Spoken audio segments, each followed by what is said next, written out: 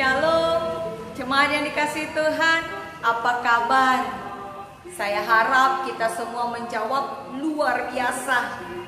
Kenapa? Karena kita bersyukur kita masih bisa berkumpul dengan keluarga kita di rumah masing-masing untuk menyembah Tuhan dan mendengarkan sebagian dari firman-Nya hari ini.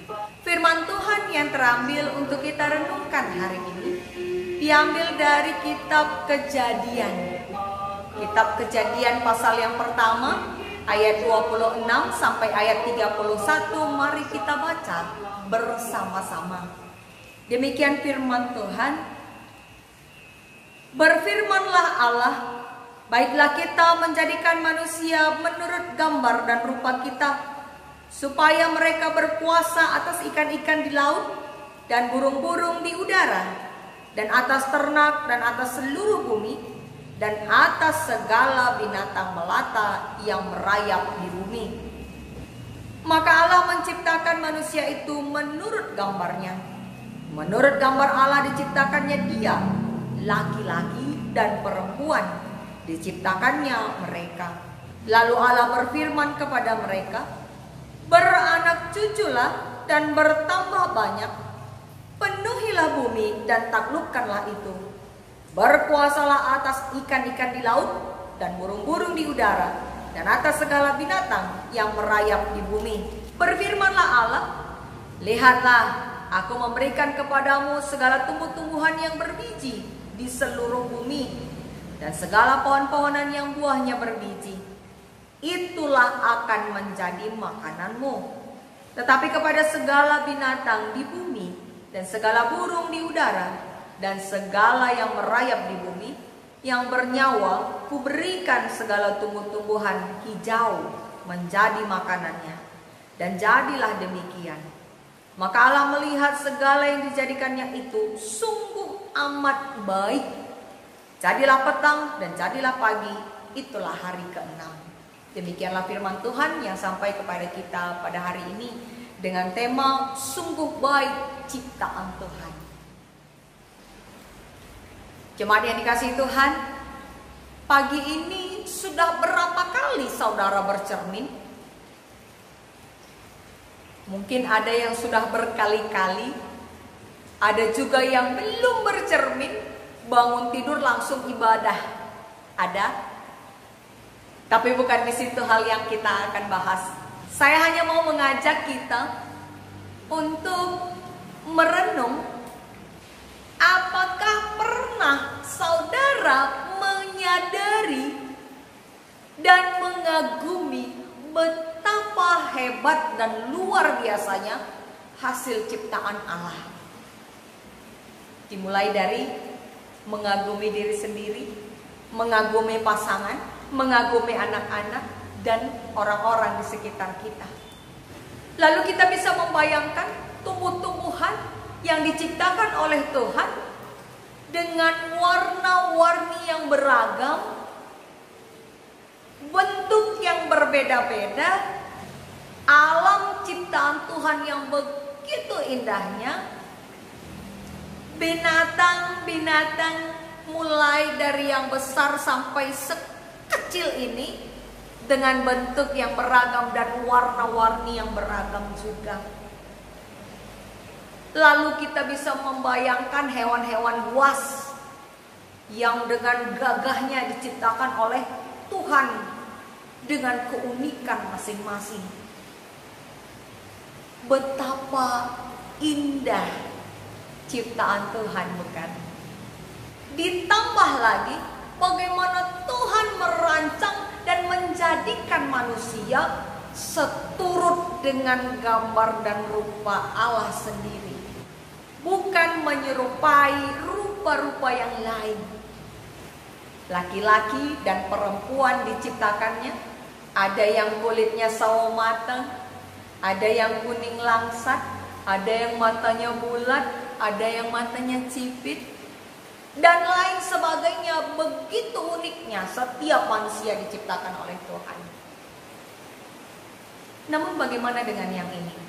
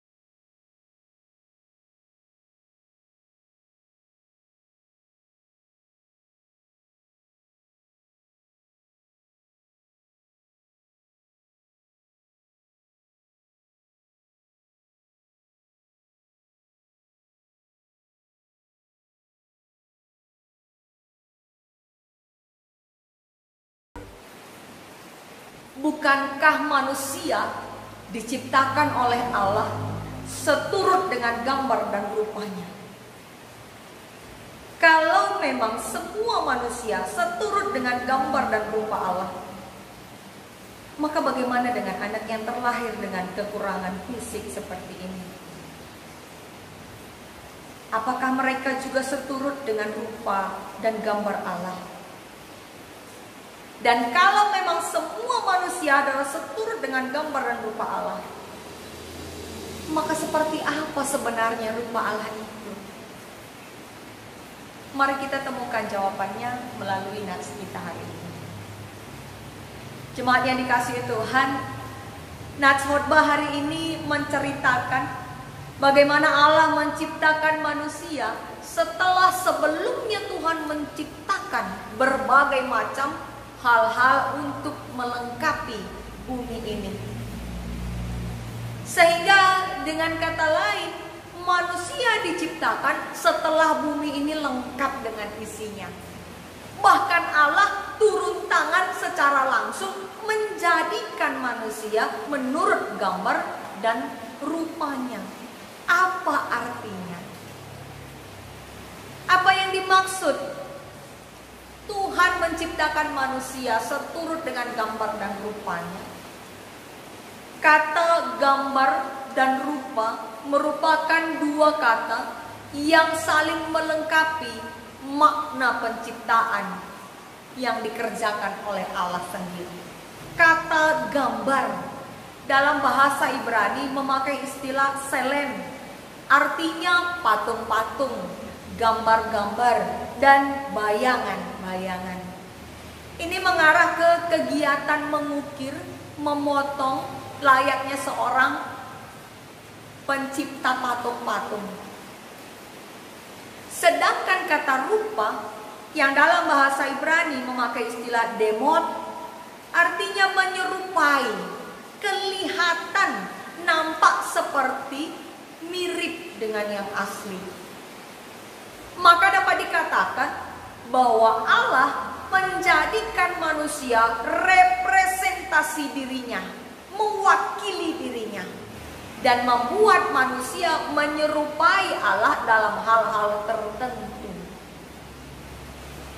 Salah satu hal tertentu yang membuat manusia menyerupai Allah adalah kuasa yang diberikan oleh Allah untuk menaklukkan binatang-binatang, untuk menaklukkan bumi ini, dan memelihara segala ciptaan Tuhan.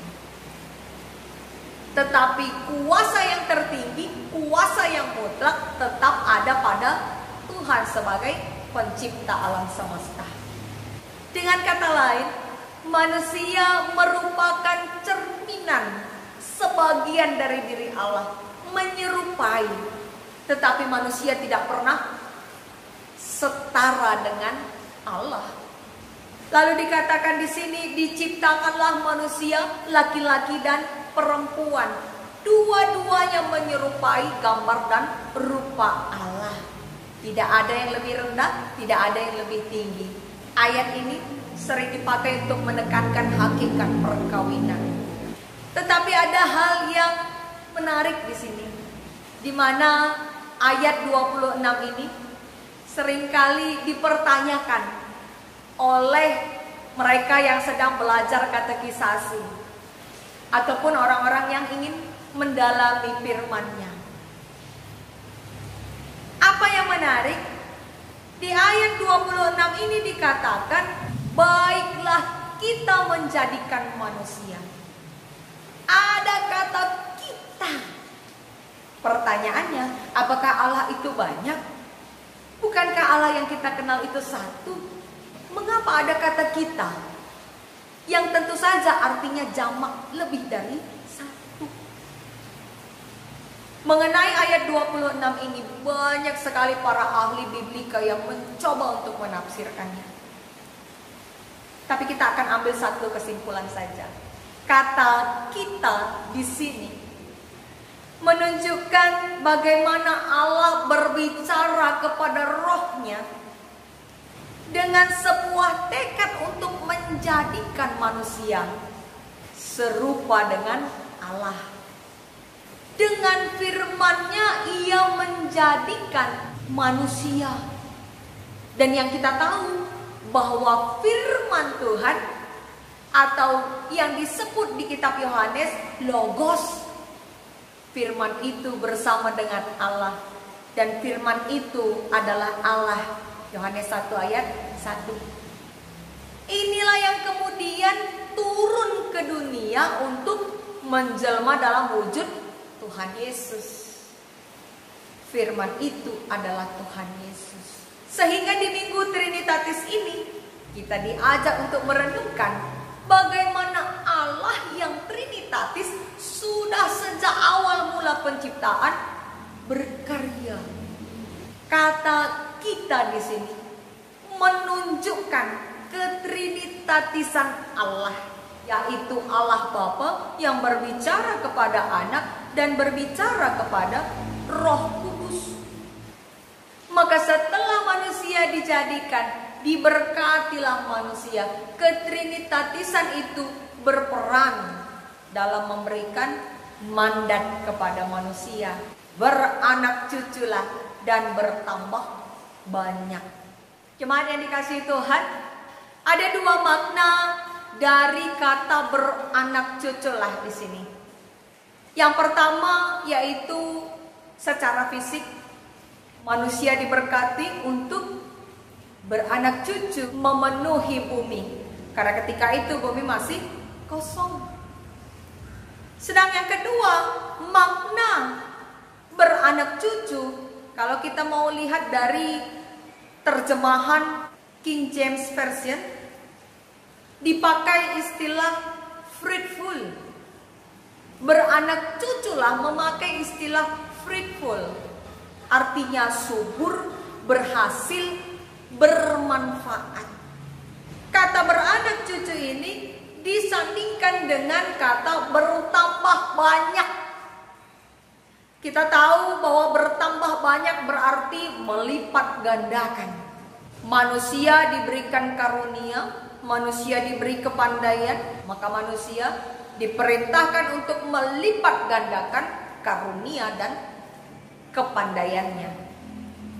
Maka arti kata beranak cucu dan bertambah banyaklah menunjukkan bahwa rencana Allah menciptakan manusia adalah untuk menggenapi rencana Allah, untuk memenuhi bumi dan bermanfaat bagi bumi, serta melipat gandakan karunia-Nya. Lalu setelah itu Allah kembali berfirman bahwa segala tumbuh-tumbuhan dan buah pohon-pohonan yang sudah disediakan itulah makanan manusia. Sedangkan tumbuh-tumbuhan hijau itulah makanan segala binatang. Jadi saudara-saudari yang dikasihi Tuhan, apa yang bisa kita lihat dari kisah penciptaan ini? Bahwa dari kisah penciptaan ini kita bisa mengenal bahwa Allah itu Allah yang teratur, rapi pekerjaannya. Semua terencana sehingga apa yang dijadikannya sungguh amat baik. Pertama, Tuhan menciptakan segala tumbuh-tumbuhan dan binatang-binatang terlebih dahulu lengkap. Barulah setelah itu manusia diciptakannya, sehingga manusia tinggal terima bersih. Yang kedua, Tuhan menjadikan manusia seturut dengan gambar dan rupa Allah sendiri, bukan rupa yang lain-lain. Bayangkan kalau manusia menyerupai singa misalnya, dengan kaki yang kokoh, cakar yang tajam, manusia bisa mencengkram, menerkam apa saja yang ada di depannya. Tapi karena kasih Tuhan kepada manusia, maka Ia ciptakan manusia menyerupai gambar dirinya sendiri, bukan gambar dan rupa yang lain. Dan yang ketiga, setelah semuanya jadi, manusia diberkati dan diberi kuasa untuk menaklukkan dan bertanggung jawab atas segala ciptaan Allah.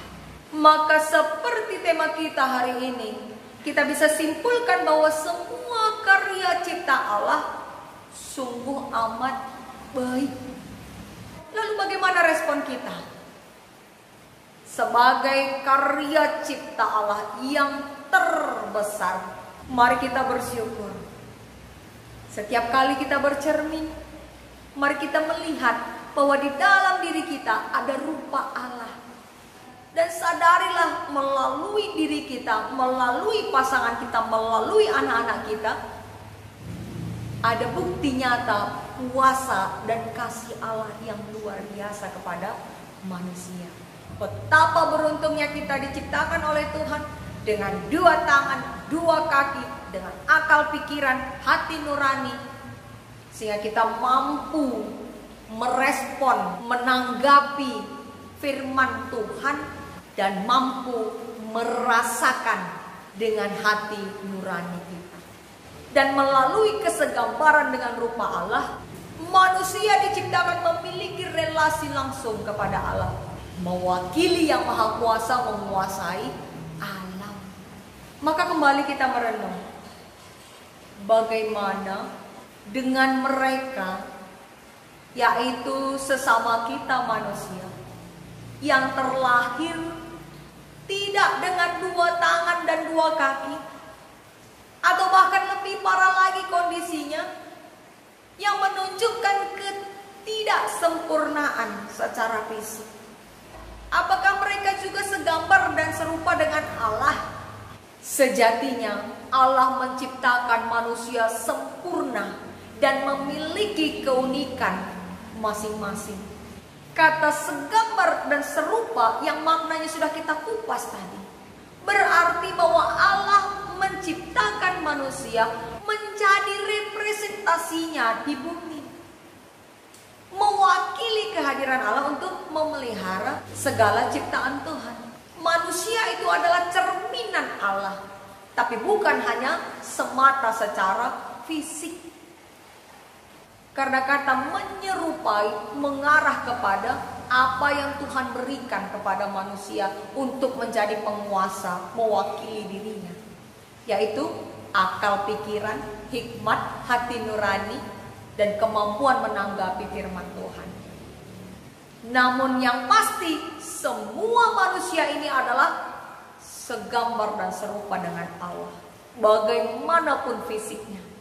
Karena yang dimaksud dengan segambar dan serupa bukan hanya mengacu kepada fisik semata. Cuma yang dikasihi Tuhan, sebagai ciptaan Tuhan, kita tidak hanya diberi kesempatan untuk hidup, kita juga tidak hanya diberi kesempatan untuk menjaga bumi dan berbagi kasih dengan segala ciptaan Tuhan, tapi kita juga diberi kesempatan untuk belajar dari Tuhan Yesus melalui karya-karyanya. Dan setelah Tuhan Yesus naik ke surga, kita diberikan penolong untuk menemani, mengajari, dan mengingatkan kita akan firman Tuhan, yaitu Roh Kudus. Roh Kuduslah yang menjadi penolong dan teman bagi kita dalam melakukan setiap tugas sebagai orang Kristen. Tapi ingat, Roh Kudus hanya ada pada orang yang mau memperbaharui diri, yang mau bertobat. Setiap ciptaan Tuhan memiliki keunikan masing-masing, dan setiap ciptaan Tuhan menunjukkan betapa besar kuasa Allah dan betapa besar kasih Allah yang patut kita syukuri dalam hidup ini. Maka janganlah kita hanya fokus pada kekurangan demi kekurangan yang ada pada diri kita, yang ada pada diri orang lain, yang ada pada dunia ini. Jangan hanya fokus pada kesusahan kita saat ini menghadapi pandemi COVID-19. Karena hidup ini terlalu berharga untuk kita sia-siakan. Maka mari kita mensyukuri hidup kita sebagai karya terbesar Allah. Dan apa yang ada pada diri kita, apa yang ada di sekitar kita, sehingga kita tetap mampu belajar menggunakan hidup kita menyatakan kemuliaan Allah. Amin. Tuhan memampukan kita melakukan firman-Nya.